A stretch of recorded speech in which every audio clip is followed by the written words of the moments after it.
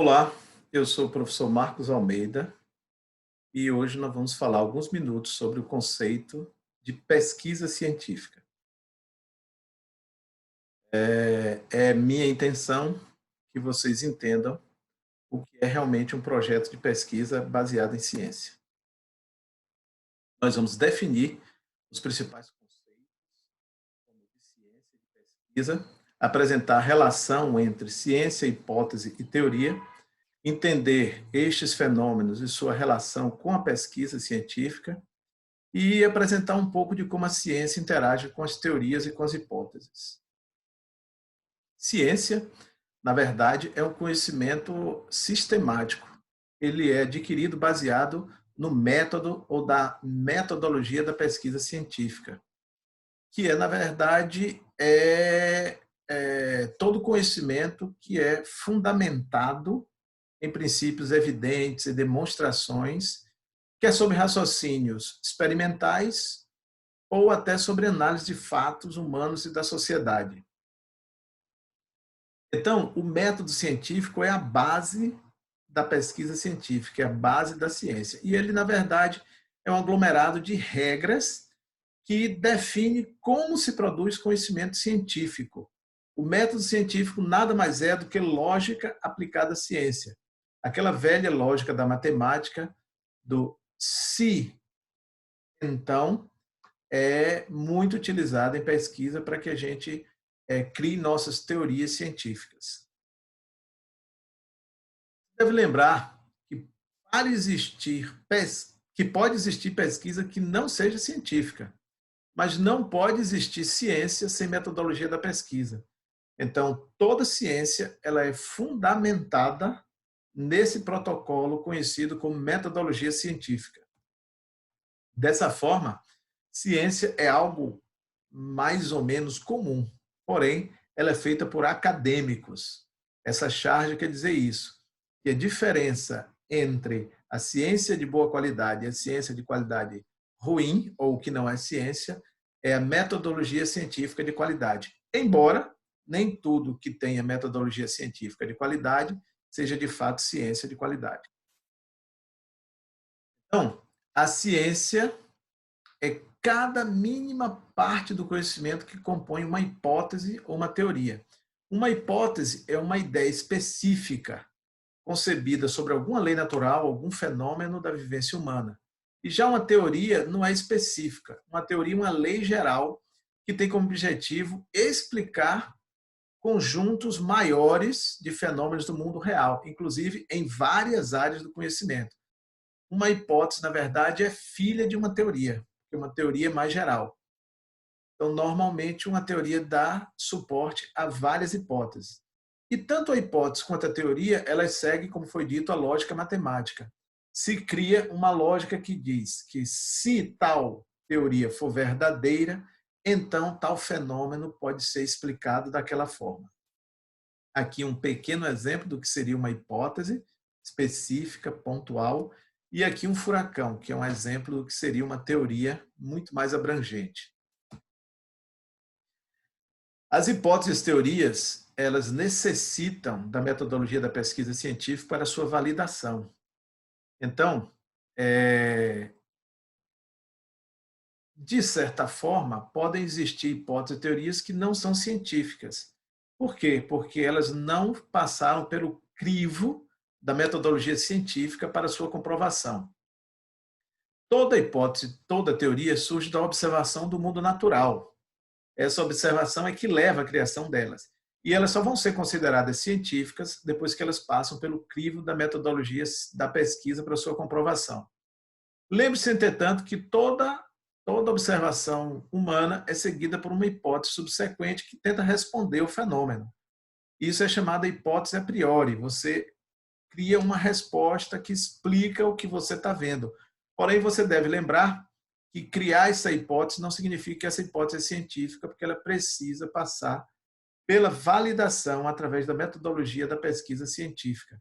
Então, nem toda hipótese a priori é uma hipótese científica e deve ser considerada assim.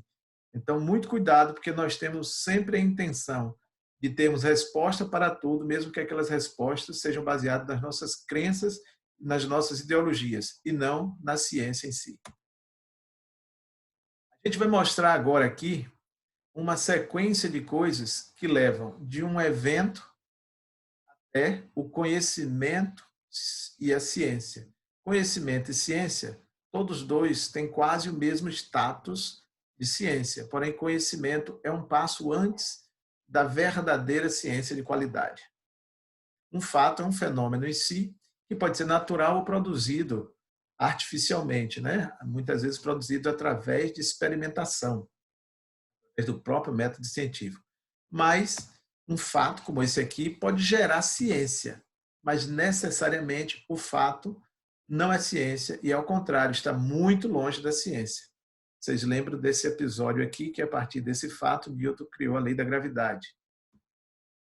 A informação, por sua vez, é uma descrição muito detalhada do fato, porém, ele não seleciona, não modifica e não tenta fazer juízo de valor, não tenta nem explicar e nem botar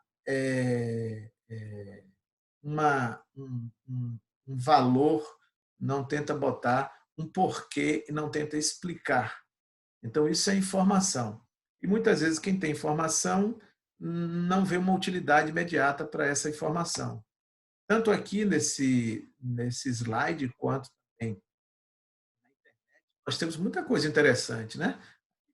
Luz branca se difratando, isso é uma informação fantástica, você saber que necessariamente você não sabe o que fazer com ela e nem sabe por que isso acontece. Já a notícia, ela tem um propósito, ela tem um objetivo. Ela é extraída do fato e, diferente da informação, ela tem sim um juízo de valor. Ela tem a ótica e a interpretação de quem divulga. Ela pode apoiar ou rejeitar hipóteses ou teorias, mas baseado apenas no julgamento de quem produz a notícia. Ela não tem metodologia científica em si. A pessoa que dá a notícia busca convencer alguém que alguma coisa é verdade, que alguma hipótese, que alguma teoria é real. Mas isso nem sempre é verdade, porque ter um juízo de valor baseado nas suas crenças não é metodologia científica. Por exemplo, eu tenho certeza que essas manchetes seriam diferentes se fossem colocadas no jornal alemão. Eles não veriam que o Brasil foi um fracasso, mas sim que a Alemanha foi um sucesso. Já o conhecimento, ele, como tudo, se origina também dos fenômenos observados. Porém, ele é observado sobre as regras do método da pesquisa. Esse conhecimento, diferente, inclusive, da própria informação, ele consegue modificar conhecimentos anteriores. Ele pode ser apoiado, até baseado em hipóteses científicas já estabelecidas, sob a ótica de quem interpreta, muito parecido com a notícia. Porém, diferentemente da notícia, o conhecimento ele é obtido a partir de metodologia científica adequada e de qualidade. Ele não interfere necessariamente com uma teoria ou com uma hipótese, mas ele pode ser respaldado, né, por essa teoria ou por essa hipótese. O conhecimento já tem um status de verdade científica. Aqui, por exemplo, as pesquisas eleitorais, que são baseadas em metodologia científica adequada, robusta, de qualidade, e que, às vezes, inclusive, podem apoiar hipóteses, podem sugerir, podem modificar, podem ser utilizadas para interferir, influenciar o resultado. Aqui, nesse caso, parece que não influenciou. O resultado foi exatamente o contrário, né? O conhecimento, como eu disse, ele tem status de ciência e, de fato, ele é utilizado em muitos estudos científicos, especialmente nos estudos observacionais, porque os estudos observacionais são baseados em metodologia científica adequada e fornecem conhecimento sobre variáveis que ainda são desconhecidas. Por exemplo, os estudos de prevalência, onde você pode definir características ou distribuição de variáveis em uma determinada população ou determinadas características em um grupo de pessoas. Eles são, na verdade, muito importantes porque, a partir do conhecimento, pode-se ter base para a formulação de hipóteses, que podem ser novas ou então pode ser base de intervenção. Não é à toa que os estudos observacionais são muito utilizados em saúde pública para intervenção em problemas graves que as populações podem estar vivendo. As hipóteses, nesses casos, elas também podem ser criadas a posteriori, ou seja, depois que o conhecimento é posto, você tenta explicar por que que aquilo aconteceu e, a partir daí, dessa hipótese, você faz uma intervenção ou até dá prosseguimento a um estudo que não vai ser mais observacional, mas sim já um estudo de intervenção.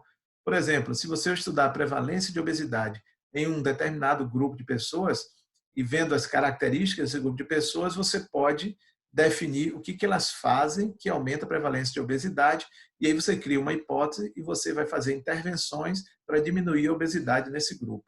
Então, por isso, conhecimento já é sim